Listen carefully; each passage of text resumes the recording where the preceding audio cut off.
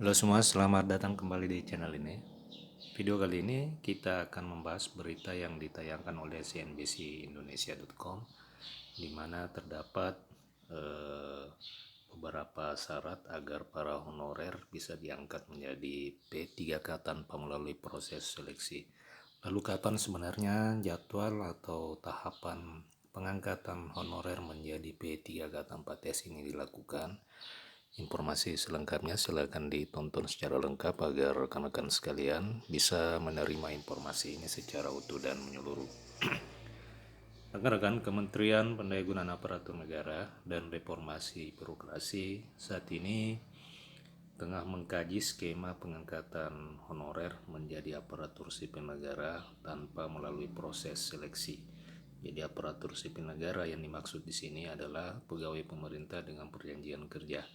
Memang opsi pengangkatan honorer menjadi P3K ini mencuat setelah disahkannya Undang-Undang ASN tahun 2023. P3K sendiri itu terbagi dari dua, yakni P3K part-time atau biasa disebut sebagai P3K paruh waktu dan P3K full-time atau P3K penuh waktu.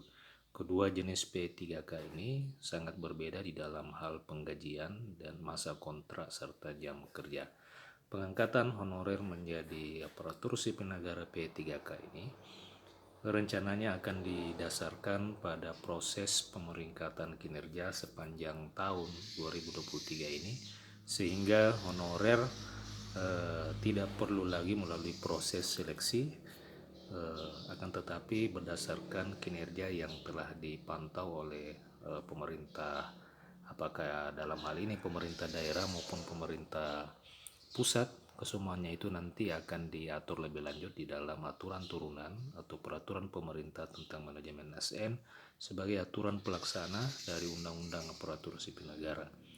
Kebijakan ini merupakan bagian dari upaya penyelesaian dan penataan tenaga honorer seperti yang diamanahkan di dalam Undang-Undang Nomor 20 Tahun 2023 tentang Aparatur Sipil Negara.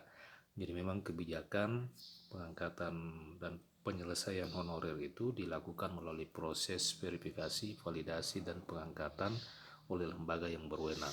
Itu yang disebutkan di dalam Undang-Undang Nomor 20 Tahun 2023 tentang Aparatur Sipil Negara. Asisten Deputi Manajemen Talenta dan Peningkatan Kapasitas SDM Aparatur, Kementerian Pendayagunaan Aparatur Negara Yudi Wicaksono telah memastikan hal itu, bahwa nanti bisa pengangkatan honorer menjadi ASN bisa melalui model pemeringkatan, bukan menggunakan nilai ambang batas atau passing grade. Akan tetapi kebijakan ini masih sedang digodok oleh pihak Kemenpan bersama dengan pihak terkait. Menurutnya implementasi pengangkatan ini tentunya akan didahului oleh proses validasi data tenaga honorer. Nah, validasi data tenaga honorer ini saat ini masih berlangsung. Pihak Kemenpan bekerjasama dengan Badan Pengawasan Keuangan dan Pembangunan atau BPKP dan Badan Kepegawaian Negara atau BKN. Data yang diaudit dan diverifikasi serta validasi adalah data honorer yang terdata di dalam database BKN yang telah dilakukan pendataan di akhir tahun 2022 yang lalu. 2,3 juta data tenaga honorer yang ada dalam database BKN tentunya dikhawatirkan masih dipenuhi oleh honorer-honorer siluman, sehingga Kemenpan akan melakukan validasi dan verifikasi ulang dari data tersebut. Dari data saat ini setidaknya terdapat sekitar 3 juta atau 2,3 juta sesuai dengan apa yang terdata di dalam database BKN pegawai honorer yang berasal dari kementerian, lembaga maupun pemerintah daerah di seluruh Indonesia.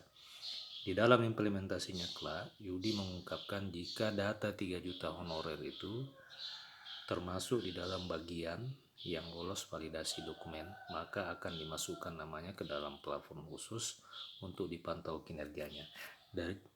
Jadi output dari proses validasi dan verifikasi data yang dilakukan oleh Badan Pengawasan Pembangunan dan Keuangan itu nanti outputnya adalah data yang memang lolos validasi dan nantinya akan dimasukkan namanya ke dalam platform khusus.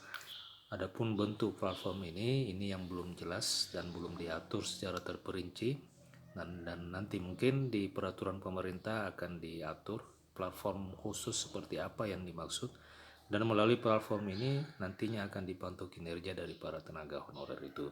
Bagi tenaga honorer yang masuk ke dalam puncak peringkat, maka akan ditetapkan sebagai tenaga honorer yang bisa menjadi prioritas di dalam proses pengangkatan menjadi aparatur sipil negara pada tahun 2024. Dengan demikian, Yudi pun berharap para tenaga honorer itu tetap menunjukkan prestasi mereka yang terbaik sepanjang tahun ini agar mereka bisa masuk ke dalam urutan puncak peringkat sehingga bisa menjadi prioritas di dalam pengangkatan honorer menjadi aparatur sipil negara pada tahun 2024. Ia meminta kepada rekan-rekan honorer agar meningkatkan kinerjanya, oleh karena memang akan diperingkatkan siapa yang terbaik dan mereka harapannya bisa berkompetisi sesama mereka siapa yang akan terbaik di tahun ini sehingga tahun depan bisa menjadi prioritas diangkat menjadi P3K penuh waktu. Nah, rekan-rekan sekalian, sayang sekali apa yang dikatakan oleh Yudi Wicaksono ini itu belum jelas kira-kira mekanisme kompetisi dan mekanisme penilaian kinerja itu seperti apa, ini yang belum jelas, dan mudah-mudahan nanti ini semua diatur di dalam peraturan pemerintah sebagai tindak lanjut dari aturan Undang-Undang ASN nomor 20 tahun 2023. Nah, rekan-rekan, terkait dengan jadwal atau waktu pelaksanaan tahapan pengangkatan honorer menjadi P3K4S ini, Yudi menjelaskan bahwa Yudi tidak menjelaskan kapan jadwal dan waktu itu atau waktu pelaksanaan tahapan itu mulai berlaku. Adapun Kementerian Pendayagunaan Aparatur Negara hingga saat ini masih fokus pada rancangan peraturan pemerintah mengenai manajemen aparatur sipil negara.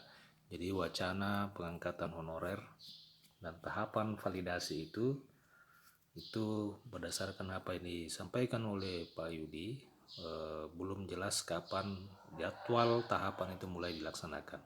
Namun yang pastinya saat ini Kementerian Pendayagunaan Aparatur Negara masih fokus di dalam rumusan rancangan peraturan pemerintah mengenai manajemen ASN.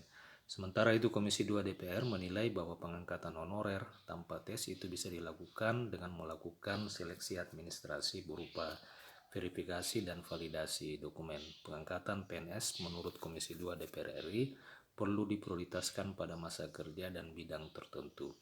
Itu yang disampaikan oleh Wakil Ketua Komisi 2 DPR Syamsul Rizal yang menegaskan bahwa masa kerja tenaga honorer, gaji, pendidikan, dan tunjangan yang diperoleh selama ini juga harus menjadi pertimbangan. Menurutnya pengangkatan honorer tanpa tes itu harus dilakukan oleh pemerintah pusat.